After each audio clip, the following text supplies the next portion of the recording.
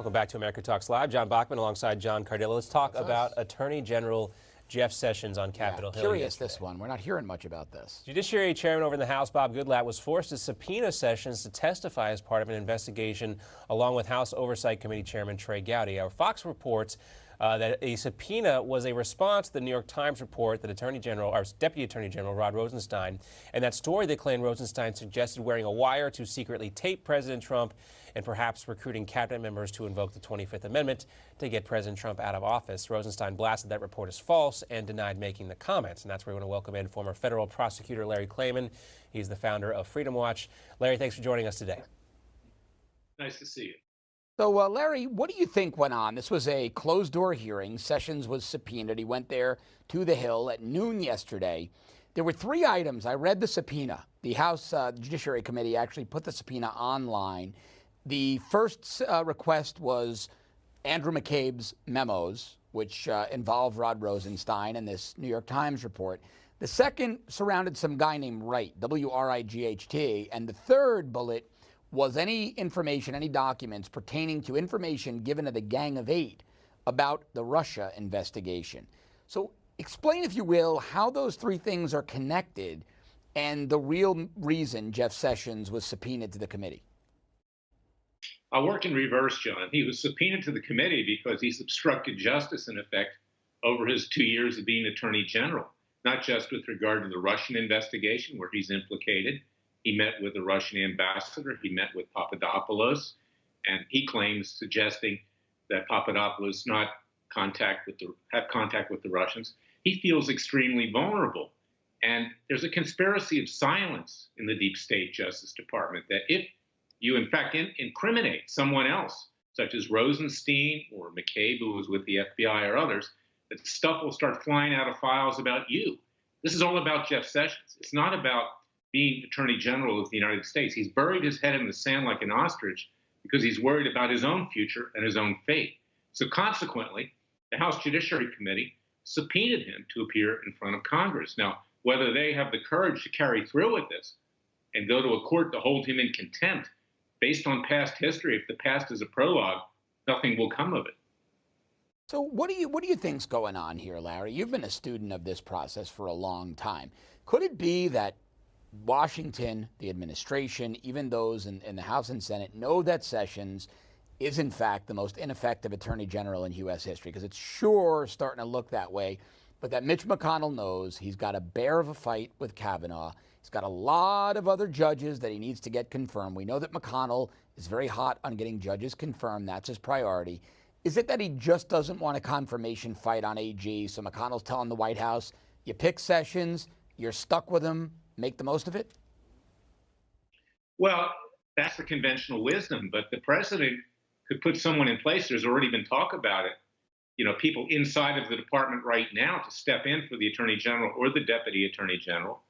Plus, he could do a recess appointment when Congress goes into recess between the midterms and January 20th. Sure. And have somebody else in effect. He did that with John Bolton as U.S. ambassador. This was President Reagan many years ago. So this is the kind of thing that the president can work around. But frankly, I think he should just simply demand Sessions' resignation and put someone up there for confirmation. It looks like the Republicans are going to win the confirmation fight on Judge Kavanaugh. It would be easier, actually, even to win one with regard to a new Attorney General. Whatever happened with this meeting that was supposed to take place with Rod Rosenstein and President Trump? That was a much talked about meeting. We all thought at one point Rod Rosenstein was going to get his walking papers when he got to the White House. 2 weeks ago, last week, yeah. This is all kind of petered out, and we haven't really heard much about this. Is President Trump just keeping his powder dry, so to speak, until the Kavanaugh confirmation is over? President Trump, who has a lot on his table, and he's done extremely well, as we know, probably the most successful president, I don't think he's exaggerating, in his first 2 years in our lifetime, he is taking bad advice. He took bad advice from Sean Hannity. He's taking bad advice probably from Don McGahn to keep Rosenstein close, because if he gets fired, then stuff will start spewing about the administration. But you can't leave, as I've said before, guys, a Brutus in the Roman Senate. This guy is not loyal. He's an Obama appointee. He has rubber-stamped everything that Robert Mueller has wanted. It's time for him to go. The president needs to do it on principle, not to be too cute, not to be Machiavellian here, because you can't have somebody like that effectively running the Department of Justice with the Attorney General on top of him that does nothing, that puts his head in the sand. All right, let me ask you about that, though. The only guy in the DOJ in the line of succession that seems like he might be loyal to the administration is Noel Francisco, the Solicitor General. We don't technically have a number 3 in DOJ right now, so if Sessions and Rosenstein were fired, Francisco would presumably be acting Attorney General. But again, it would require Trump to fire both Sessions and Rosenstein. Does he have the political capital to do it? I don't see politically, Larry, how he does it and also gets all those judges and other appointments confirmed, those agency heads, deputy directors, administrators that have been waiting in the wings that need to be confirmed. I just don't think he has the political capital to do it. He's boxed in here, isn't he? That's what people have said. But this president is a very courageous guy. He doesn't worry about appearances. He generally does what he thinks is right, unless he's getting bad advice, as I just said. Right. And you can't have a Justice Department that has ground to a halt or is obstructing justice. So what choice is there but to do something on principle here? And the American people are suffering in the process. We don't have a Justice Department anymore. This is why at Freedom Watch, we're trying to fill the void. People can see that at freedomwatchusa.org. We're doing the best we can. But if I had the powers of the Justice Department, all these criminals would be indicted, convicted, and sentenced by now. And it's about time that we hold people accountable. Nobody's been held accountable. Yeah, no, and the American I'm with you, Larry. I don't think we have a functioning DOJ in the way it should be. All right, in the time we have left, I want to talk to you about Brett Kavanaugh and whether or not he's going to be confirmed to the United States Supreme Court. Now, we had the cloture vote this morning, 51-49.